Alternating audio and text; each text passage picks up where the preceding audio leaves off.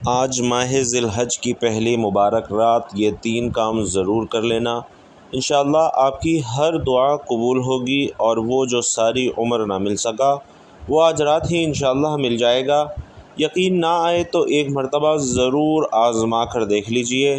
شروع اللہ تبارک و تعالی کے بابرکت نام سے جو بڑا مہربان نہایت رحم کرنے والا ہے۔ بھائیوں اور بہنوں، آج ماہ ذی الحج کی پہلی مبارک رات جس گھر میں یہ 3 کام کر لیے جاتے ہیں اس گھر کا بچہ اربوں پتی بن جاتا ہے۔ آج جس گھر میں یہ 3 کام کر لیے جائیں گے اس گھر سے انشاءاللہ غربت کا، تنگ دستی کا ہمیشہ کے لیے خاتمہ ہو جائے گا اور اس گھر سے تمام پریشانیاں اور تمام تنگ دستیاں دور ہو جائیں گی۔ انشاءاللہ اس گھر کے افراد کی تمام حاجات پوری ہو جائیں گی۔ ماہ ذی الحج اسلامی سال کا آخری مہینہ ہے جو کہ آج انشاءاللہ اپنی رحمتوں اور برکتوں کے ساتھ آ رہا ہے، جس میں ایک نیکی کا بدلہ 70 گنا زیادہ دیا جاتا ہے۔ اور ماہ ذی الحج کی پہلی مبارک رات جو شخص یہ 3 کام کر لیتا ہے، 3 چھوٹے اعمال پڑھ لیتا ہے، وہ اللہ کے خزانوں سے جھولیاں بھر لیتا ہے۔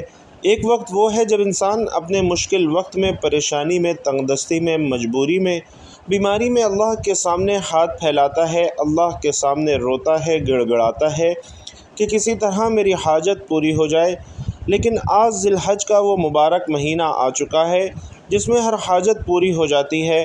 یہ برکتوں اور رحمتوں والا مہینہ ہے اور یہ مہینہ شروع ہوتے ہی اس مہینے کی پہلی رات یہ 3 کام آپ نے لازمی کرنے ہیں۔ یہ نہ ہو کہ اس بابرکت مہینے میں ہم اپنی غلطیوں، کوتاہیوں اور گناہوں کے پکڑ کی وجہ سے ان قبولیت والی گھڑیوں سے محروم ہو جائیں۔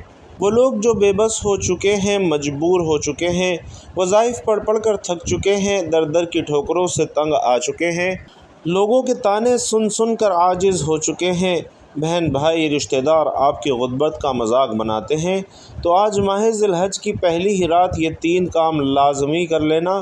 اسی مہینے انشاءاللہ اللہ کریم آپ کی نسلوں کو آباد فرما دے گا، کیونکہ یہ موقع سال میں صرف ایک بار ملتا ہے۔ اگر آپ نے اس موقع کو ضائع کر دیا تو پھر اگلے سال ماہ ذی الحج کی پہلی رات کا انتظار کرنا پڑے گا کہ کب یہ مبارک رات پھر سے آئے اور ہم اللہ کریم سے یہ وظیفہ پڑھ کر مانگیں۔ بھائیوں اور بہنوں، آج اس عمل کو کرنا اتنا ضروری ہے جیسے جینے کے لیے کھانا ضروری ہے۔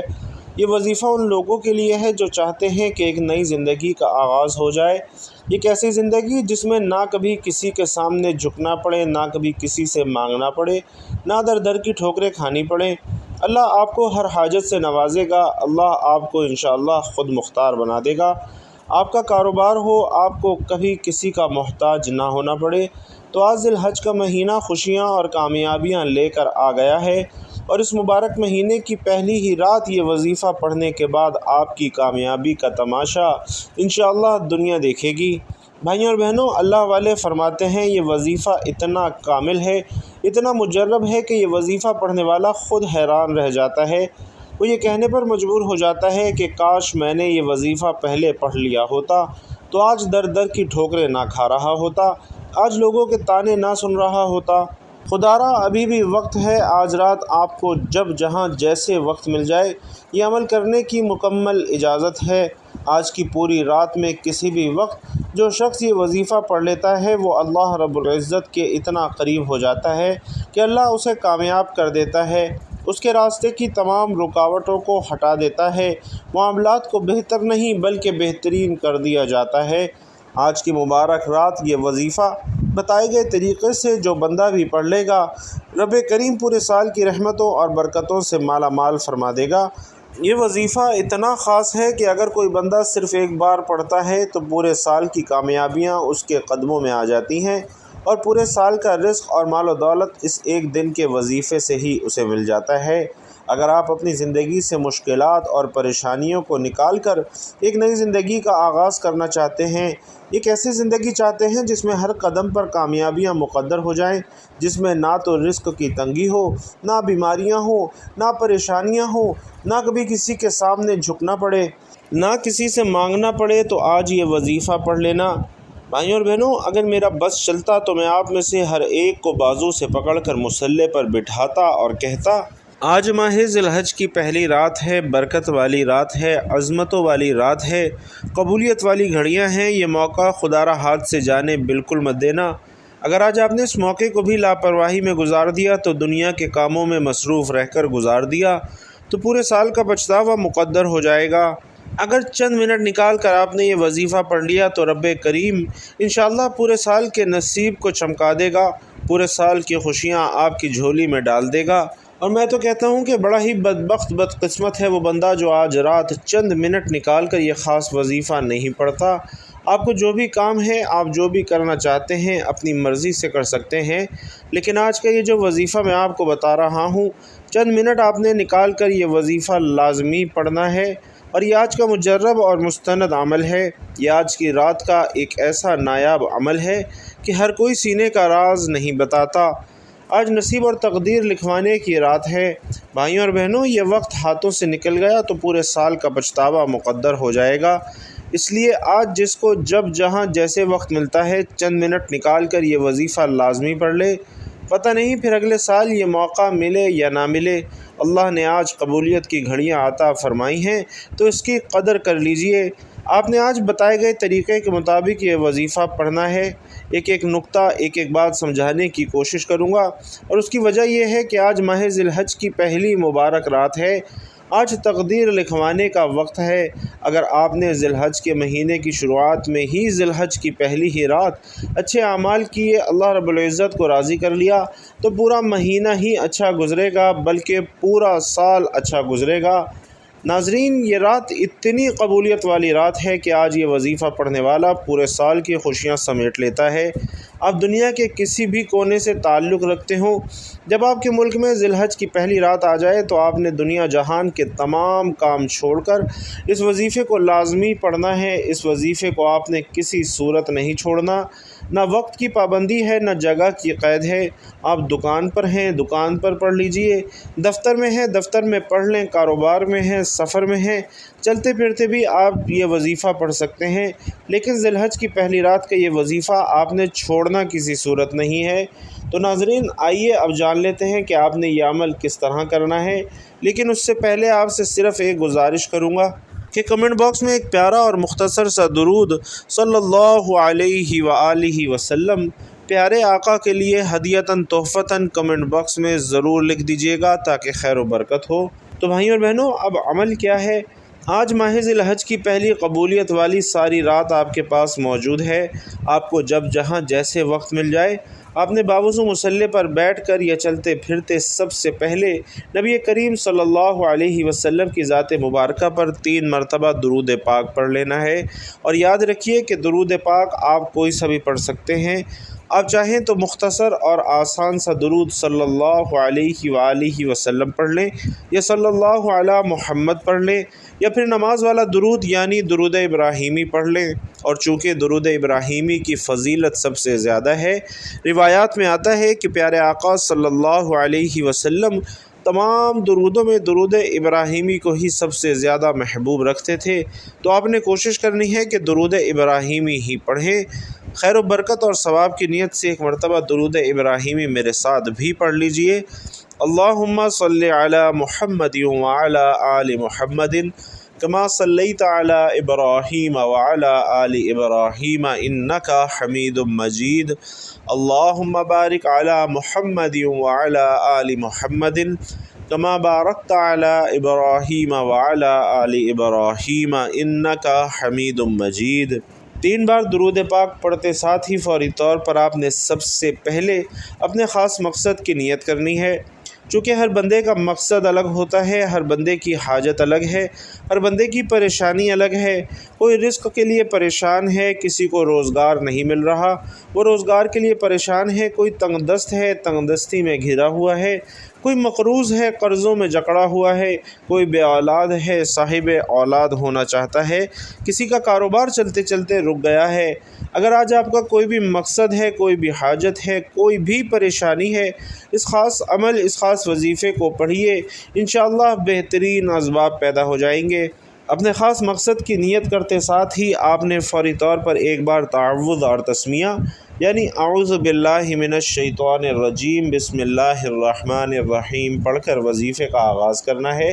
اور ناظرین، یاد رکھیے کہ تعوذ اور تسمیہ پڑھنا انتہائی ضروری ہے، کیونکہ یہ پڑھنے سے تمام شیطانی اثرات ختم ہو جاتے ہیں۔ جس کام کے شروع میں بھی تعوذ اور تسمیہ پڑھ لیا جاتا ہے اس میں خیر ہوتی ہے، برکت ہوتی ہے، اس میں سلامتی شامل ہو جاتی ہے۔ تو جب آپ نے اپنے مقصد کی نیت کر لی، تعوذ اور تسمیہ پڑھ لیا، تو اب ماہ ذی الحج کی پہلی رات کو آپ نے پہلے نمبر پر جو کام کرنا ہے، جو وظیفہ آپ نے پڑھنا ہے، وہ وظیفہ ناظرین استغفار کا وظیفہ ہے۔ آج آپ نے سب سے پہلے رب کریم کے سامنے ہاتھ اٹھا کر ندامت اور شرمندگی کے ساتھ اپنے تمام صغیرہ اور کبیرہ گناہوں کی معافی مانگنی ہے، کیونکہ جب تک آپ رب کے حضور توبہ نہیں کریں گے تو عمل کا کوئی فائدہ نہیں ہوگا۔ بعض اوقات ایسا ہوتا ہے کہ ہم تسبیحات تو پڑھ لیتے ہیں، بڑے بڑے وظائف پڑھ لیتے ہیں، لیکن اپنے گناہوں کی توبہ نہیں کرتے، جس کی وجہ سے ہمارے اعمال ضائع ہو جاتے ہیں۔ ہم انسان ہیں، جانے انجانے میں کوئی نہ کوئی ایسے گناہ ضرور ہو جاتے ہیں کہ جن کی وجہ سے ہم اللہ کی پکڑ میں آ جاتے ہیں۔ اس پرفتن دور میں کوشش کیا کریں کہ آپ روزانہ استغفار پڑھیں۔ جتنا زیادہ آپ استغفار پڑھیں گے، آپ اللہ کے اتنے ہی زیادہ قریب ہوتے چلے جائیں گے۔ آپ روزانہ استغفار کرتے رہا کریں۔ وہ رب بڑا رحمان اور رحیم ہے، بڑا کریم ہے، وہ آپ کے تمام گناہوں کو بخش دے گا۔ تو آپ نے استغفر اللہ کا وظیفہ پہلے نمبر پر کرنا ہے، اور پورا استغفار یعنی استغفر اللہ ربی من کل ذنب و اتوب الیہ، اس کلمے کی تسبیح کرنی ہے، اور دائیں ہاتھ کی انگلیوں پر یا تسبیح کے دانوں پر آپ نے گن کر 313 مرتبہ استغفر اللہ ربی من کل ذنب و اتوب الیہ پڑھنا ہے۔ جو بندہ سچے دل سے اپنے گناہوں کی توبہ کر لیتا ہے، اللہ اس کے گناہوں کو معاف فرما دیتا ہے۔ پھر وہ ایسے ہو جاتا ہے جیسے ماں کے پیٹ سے ابھی پیدا ہوا ہو۔ پھر اللہ اس کے جان میں، مال میں، عزت آبرو میں برکتیں اور وسعتیں عطا فرماتا ہے۔ پھر اسے اللہ سے مانگنا نہیں پڑتا، بلکہ ہر شے بن مانگے اسے مل جاتی ہے۔ تو بھائیوں اور بہنوں، جب پہلے نمبر پر استغفر اللہ ربی من کل ذنب و اتوب الیہ 33 مرتبہ پڑھ لیں، تو اس کے بعد دوسرے نمبر پر آپ نے جو وظیفہ پڑھنا ہے، یہ وظیفہ بھی ایک خاص اسم اعظم ہے، جو رب کریم کی ایک ایسی صفت ہے کہ جس کو پڑھتے ساتھ ہی بند راستے کھل جاتے ہیں، بگڑے کام سنور جاتے ہیں، مشکلات ہٹ جاتی ہیں، پریشانیاں دور ہو جاتی ہیں، بندشیں ٹوٹ جاتی ہیں۔ دوسرے نمبر پر آپ نے یا مسبب الاسباب کا وظیفہ پڑھنا ہے۔ یا مسبب الاسباب کا مطلب کیا ہے؟ غیب سے اسباب بنانے والی ذات، غیب سے راستے بنانے والی ذات، غیب سے مدد بھیجنے والی ذات۔ تو اگر آپ غیبی فرشتوں کی مدد چاہتے ہیں تو آپ نے دوسرے نمبر پر یا مسبب الاسباب کا وظیفہ پڑھنا ہے۔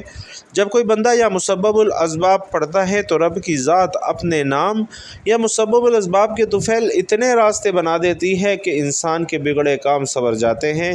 پھر آپ جس طرف قدم بڑھاتے ہیں کامیابیاں مقدر ہو جاتی ہیں۔ آپ جس چیز میں ہاتھ ڈالتے ہیں وہ سونا ہو جاتی ہے۔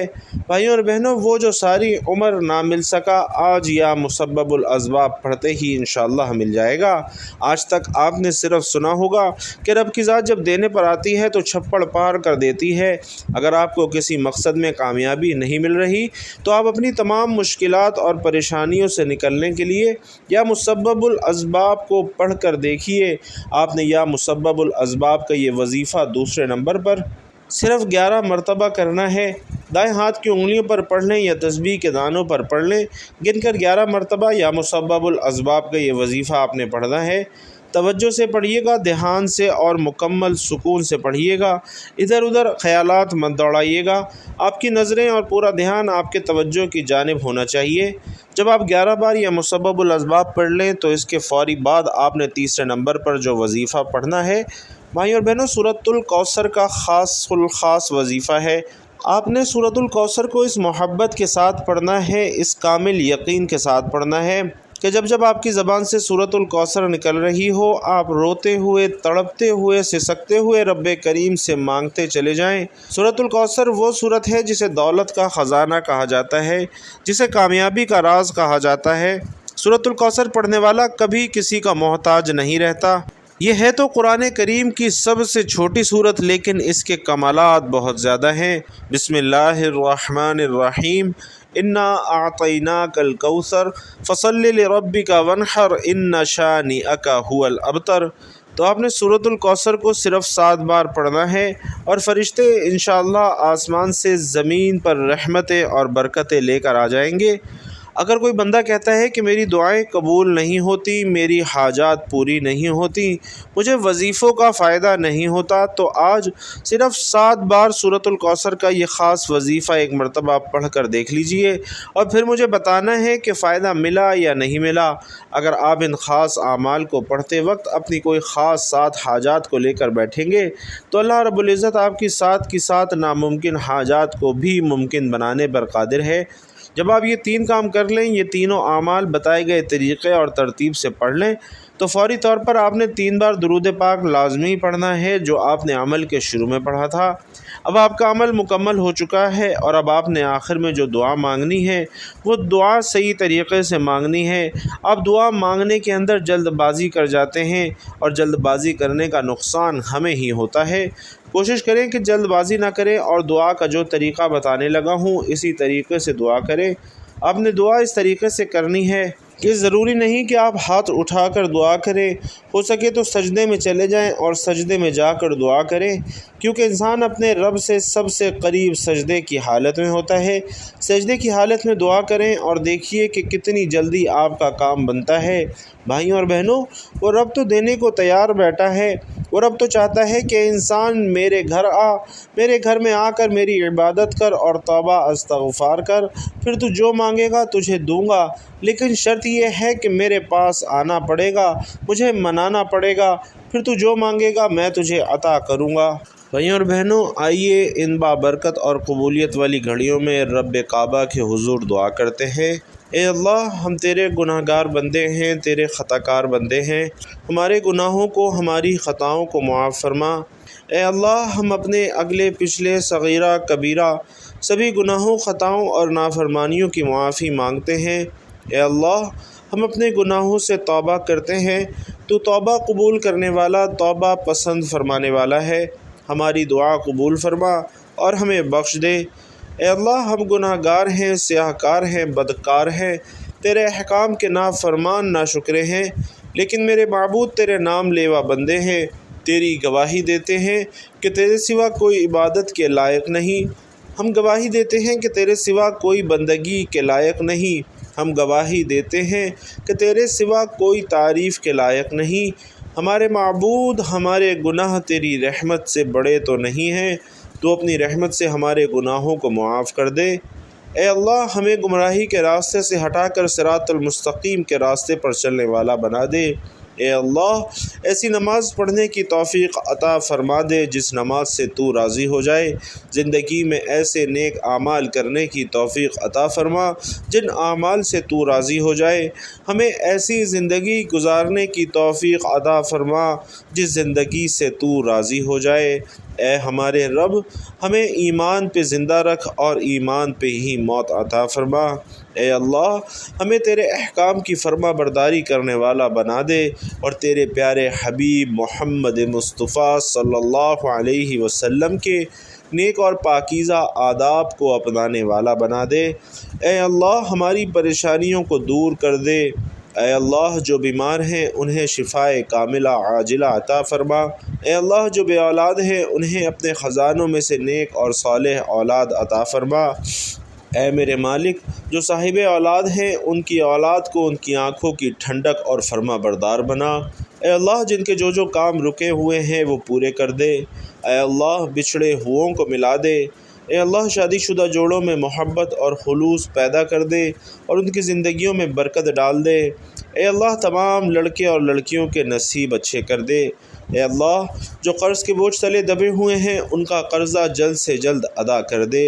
اے اللہ رب العزت، شیطان مردود سے ہم سب کی حفاظت فرما۔ اے اللہ، ہم سب کو حلال رزق کمانے کھانے کی توفیق عطا فرما۔ اے اللہ، تیرے پیارے حبیب محمد مصطفیٰ صلی اللہ علیہ وسلم نے تجھ سے جن جن خیر کی دعائیں کی ہیں، یا اللہ ان تمام دعاؤں میں ہم سب کا حصہ بھی شامل فرما، اور تیرے پیارے حبیب صلی اللہ علیہ وسلم نے تجھ سے جن جن شرور سے پناہ چاہی ہے ان تمام شرور سے ہم سب مسلمانوں کو بھی پناہ عطا فرما۔ آمین یا رب العالمین۔ بھائیوں اور بہنوں، آپ لوگوں نے بھی کمنٹ باکس میں آمین ضرور لکھنا ہے، کیا پتہ کسی ایک کی آمین سے ہم سب کی دعائیں قبول ہو جائیں، ہم سب کی حاجات پوری ہو جائیں۔